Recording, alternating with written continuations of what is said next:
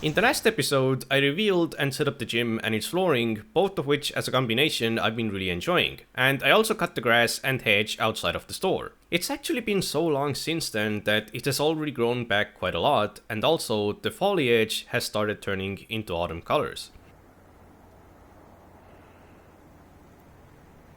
I think it's my first time ever seeing this place with this color scheme, and ignoring all the trash that's all over the place, it's definitely really beautiful.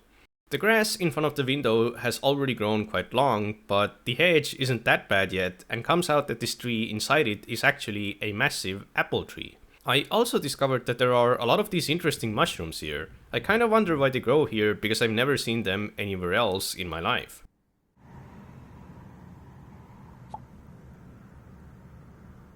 Anyway, going back inside, I brought a small table from the storage area and laid some speakers on it, and it was quite satisfying to finally bring in some furniture that's not related to construction. Even though this setup is most likely temporary, combined with the gym, it made me feel like that the initial, hardly imaginable hope of this room becoming livable is slowly starting to become a reality. Also, you may remember this deck behind the house from the previous videos. I kind of felt like it would be really nice if it didn't have any of this junk here, so I decided to go ahead and try clearing it all out. But little did I know, it was going to be so much worse than I expected. Comes out that pretty much everything was secretly stuffed full of empty jars, and there were at least 20 kilograms of old unused paper.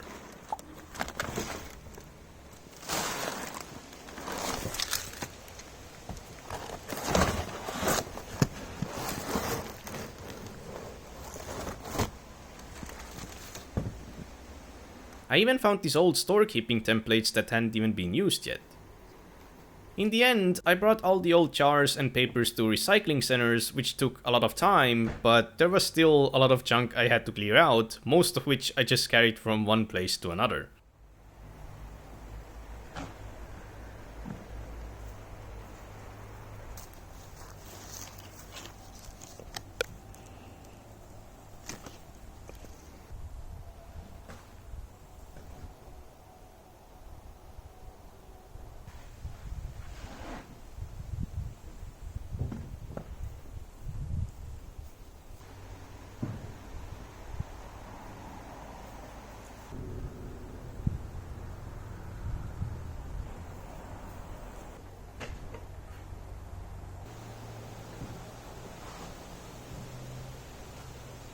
I was really unsure what to do with this big box. I was wondering if I should just throw it away to make some space, but eventually I realized that I actually have the perfect use case for it, which I'll show you in the next segment.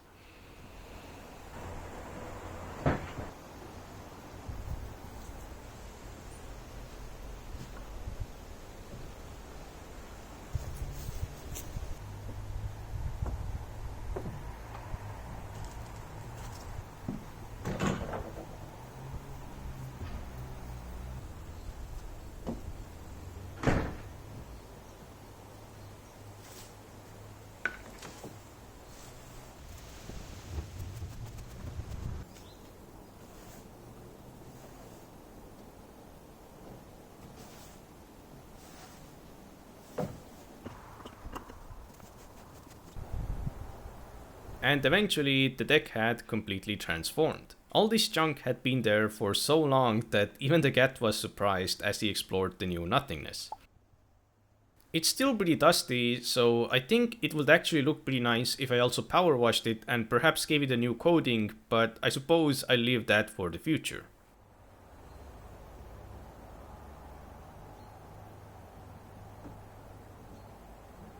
In the first episode, I carried these bricks from the quote-unquote living room to what has now become the big storage room. I just wanted to quickly get them out the way, so I laid them all out pretty randomly, which means that they are still in the way, just in a different location. And that's exactly what I wanted to use the new box for.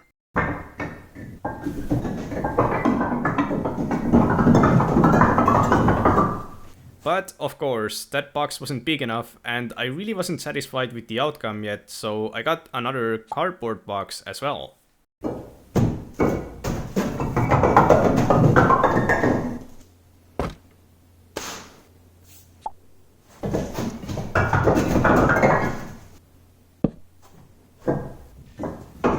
And this was the final outcome. Even though the big box is overfilled to the extent that it looks like it's about to collapse, it's actually pretty stable, or at least way more stable than the Jenga towers I had on the table before that you could literally hear wobbling as you walked past them. While I wouldn't necessarily say that organizing these bricks is progress in terms of making the house more livable or something, it was still one of the most satisfying things I've done thus far. Every time I walk into that area now, I'm surprised at how much room there is. I mean, you can even see where the bricks ended before from the dust that they left behind.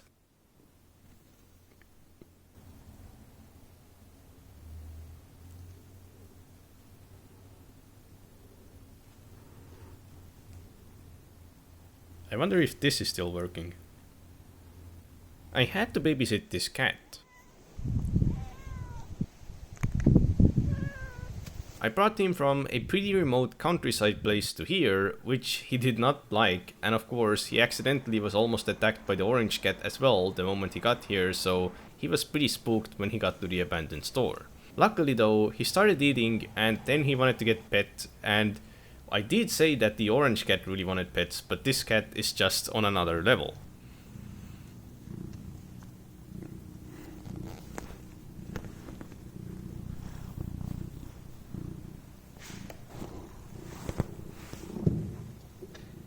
Then he went back to eating, and this time he was a lot more calm, but he still didn't want to leave the window for a while. It also started getting pretty cold, so I made a fire to the fireplace. The issue with this fireplace though is that the door isn't perfectly sealed. So it does let some level of smoke in, and it's the worst when you haven't made a fire for a long time.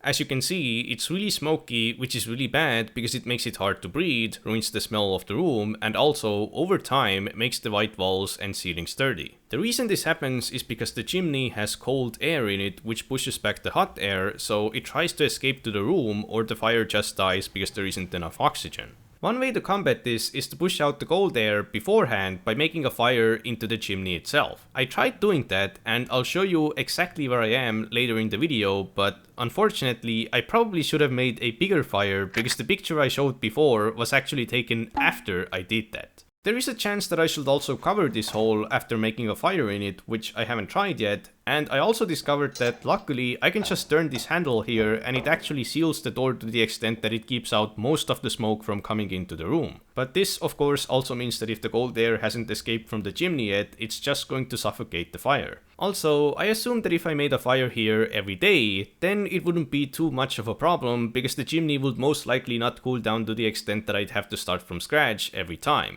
Unless it's really cold.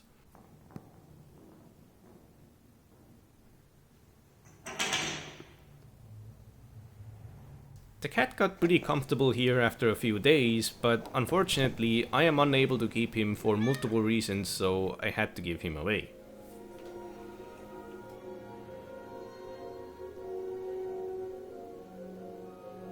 In preparation for something important, some of this wiring had to be adjusted. Essentially, it's kinda in the way of something that you'll see later in the video, but luckily most of these wires are pretty much unnecessary anyway, including these sockets because one of them isn't used and the other doesn't even work. In a way, it ended up looking a lot cleaner, but now the wall was once again full of holes and missing some paint, so it was time to go ahead and fix that. This time I got some gypsum plaster, which finally should be the correct thing to use for this, and I also got some extra primer, which is great because there are some other places I want to give another coating of paint to anyway. Since I couldn't use the previous bucket anymore, I found a new one and it was time to mix it.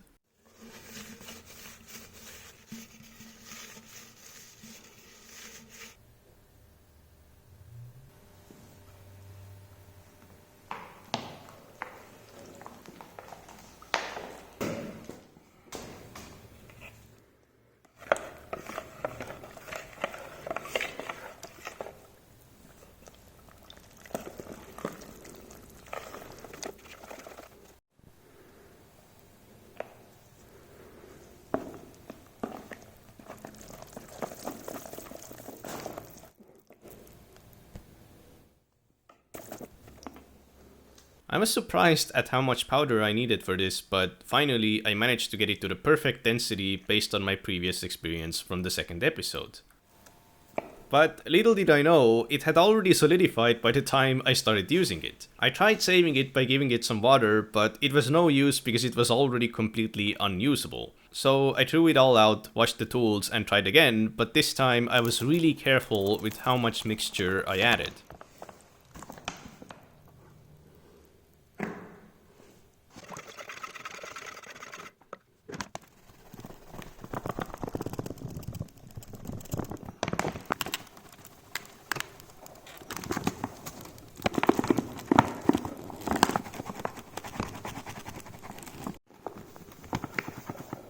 I must have once again put in too much water, because no matter how much powder I added, it just felt like water. It started getting kinda concerning because I was about to run out of powder until suddenly it started densifying and I started speedrunning because I already knew that it was going to be rock solid in a matter of minutes.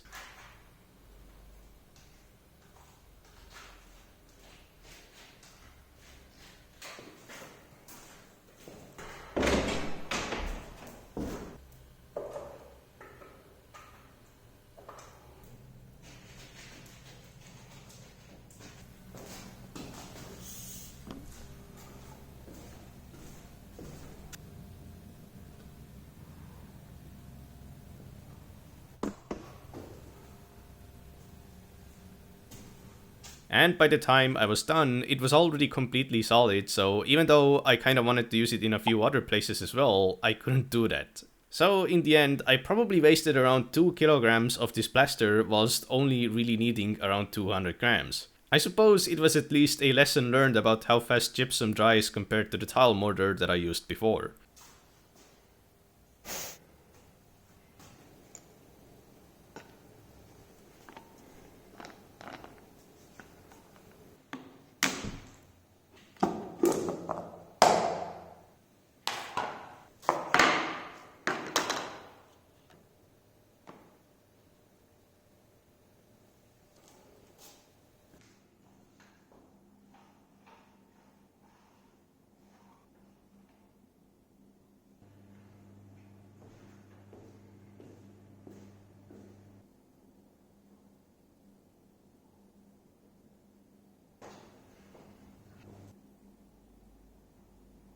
I also decided to fix some of these holes in the ceiling.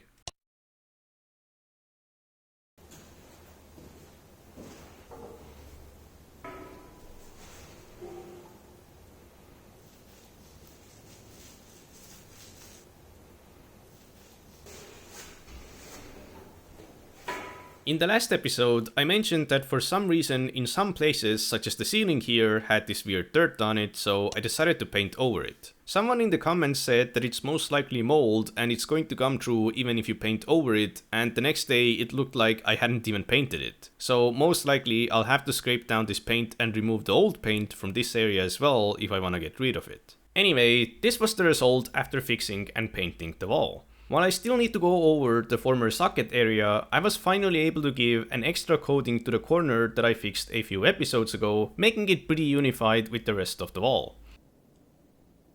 The electricity shield also got a slight rework, and as a clarification, I was not the one who did that, as I'm definitely not qualified to go ahead and start messing with the wiring. Also, already in the first episode, I mentioned that this building has a big underground floor as well, but I still haven't showed it. Well, in this episode, there is a specific reason I need to go down there, so it's time for a short tour.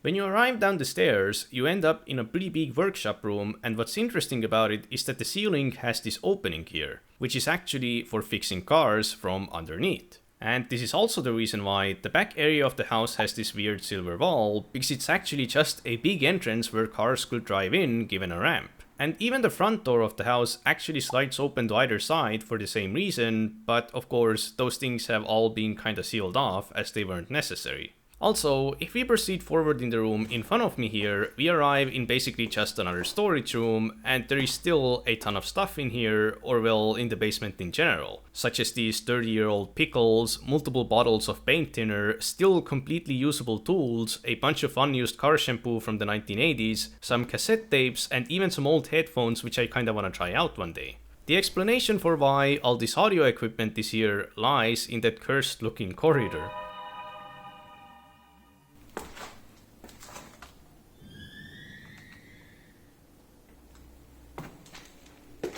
Believe it or not, this room on the left here actually used to be a studio for band practice. Sadly, it's kinda something I barely even remember myself, as due to the renovation in 2015 that never finished, this room is now stripped down. I only found these pictures of it when it was being renovated. However, I also found the door that it used to have, and as you can see, it still has the red sound muffling cover on it.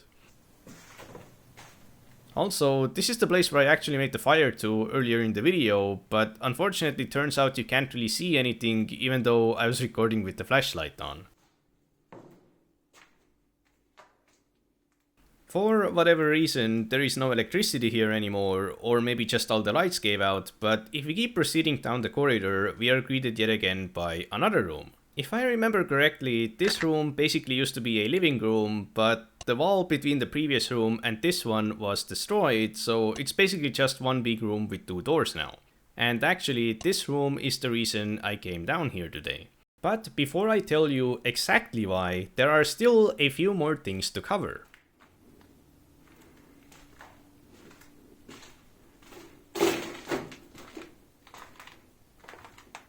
For example, there is a safe here. Now, while it will definitely make for a great title and thumbnail, unfortunately I already found the key for it and opened it, and of course it was empty.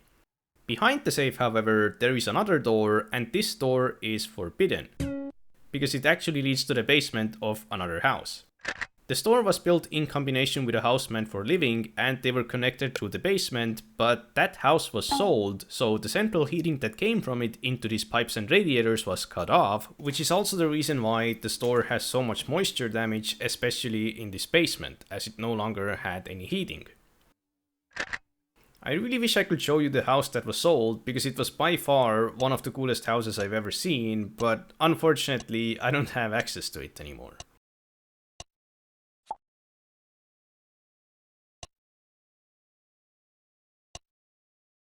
Anyway, if we turn left from the forbidden door, we are greeted with a staircase that leads to the back door of the living room, which is currently sealed off. I personally think this room looks pretty epic, and from this door, you gain access to the small porch area, which also needs to be cleared of all this junk one day.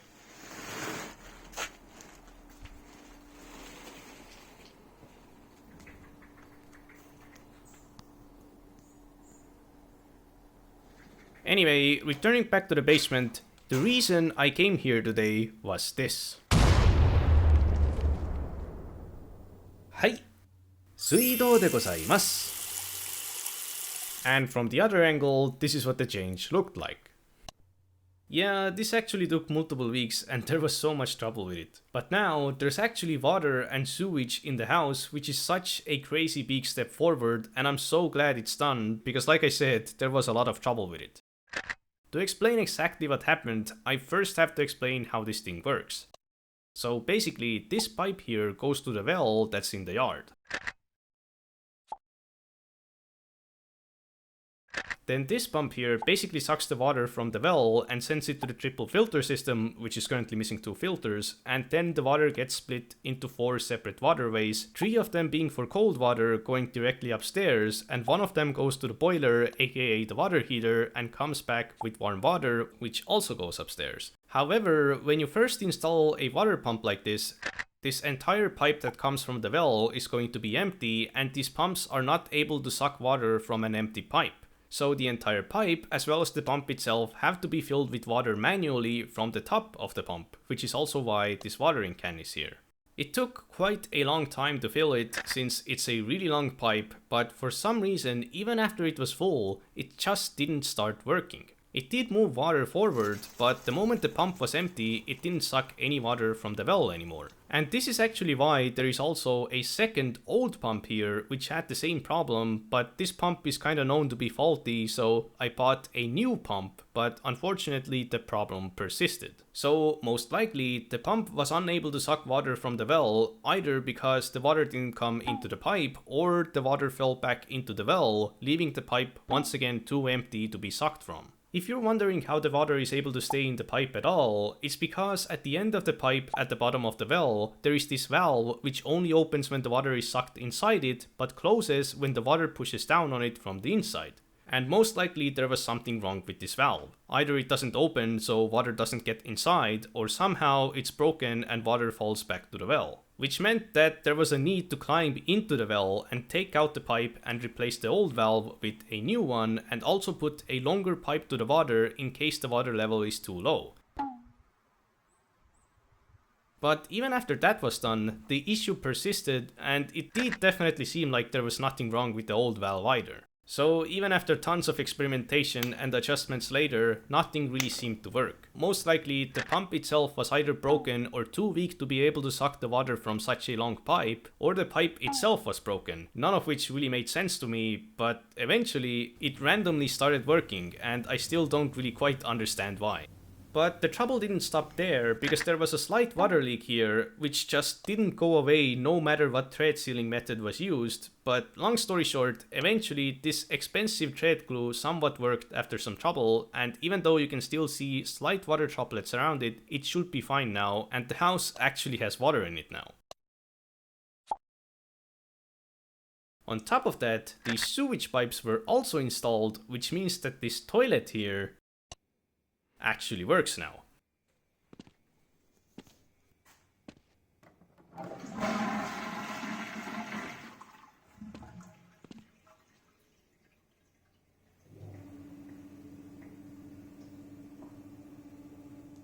Very epic. Also, obviously I didn't do any of this alone, as I wouldn't even have known where to begin, but I learned a lot from it, so if I ever need to do something like this again, then this knowledge will definitely be very helpful. So most of the time I was just helping, but the rest of the time I was conducting a search and rescue mission for frogs.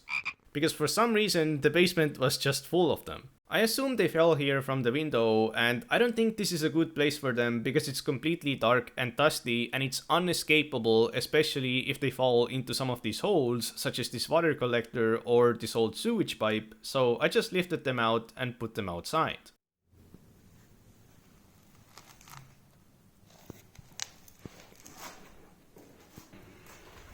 Some people say that it's a bad idea to touch frogs because their skin absorbs everything, but my hands were usually clean, cold, and dry, so it couldn't have been any worse than the rusty pipes or dusty basement that they were already hopping in. Boink, boink, boink, boink.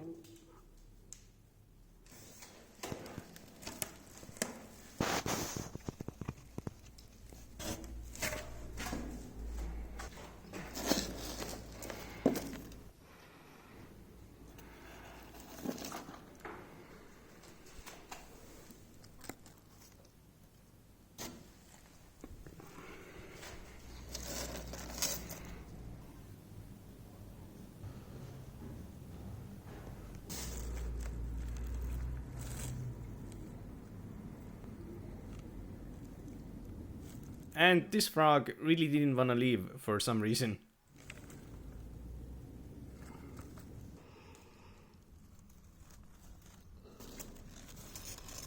But for these big frogs, I made this device and brought them outside.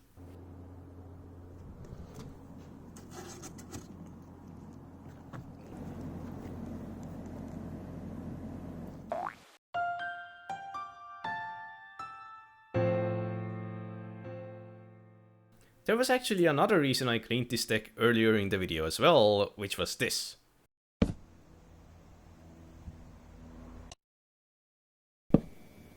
Bump. Even though this was really sudden, it's actually perhaps the most significant thing that has happened in this series so far. Ever since I thought about even starting this renovation, there has always been one massive concern, which is that this building has no proper heating. Of course, there already is a wood burning stove, but that alone definitely won't be enough because it's not designed to be used as the main source of heating. The moment the fire disappears, it will no longer give off any heat and it's going to start getting cold quite rapidly. Meaning that I'd have to be burning logs here pretty much all day, which is by no means cheap or realistic, and if I ever need to be gone for more than a week, there is a chance that the room temperature will drop below freezing and accumulate more moisture damage. So ideally, this fireplace should be used in addition to some other heating system, some of which I mentioned in the second episode, but suddenly pretty much all of them have become unviable except for the air-to-air pump, which is the one that I bought. And even though it was the cheapest option, it was definitely not cheap. It cost me 1,750 euros, so it was still pretty expensive. But of course, that wasn't the only thing I bought in this episode. Everything related to the water and sewage, such as all the pipe parts, tools, materials, and of course the pump and boiler themselves, in total cost over 600 euros. Then the toilet and all the things related to it was around another 400, and if we also start to consider all the other small things I've bought, such as the primers, safety gear, sandpaper, and so on, and actually, as a slight spoiler, I already made some purchases for the next episode, which cost me around another 1,400 euros in total, so everything combined thus far, if you also account for the gym flooring, is around 5,000 euros.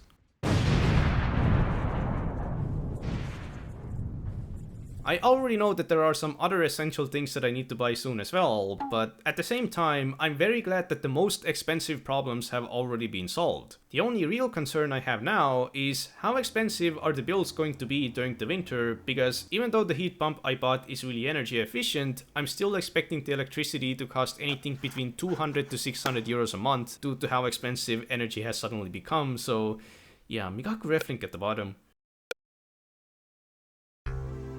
But anyway, the summer is over and it's now autumn.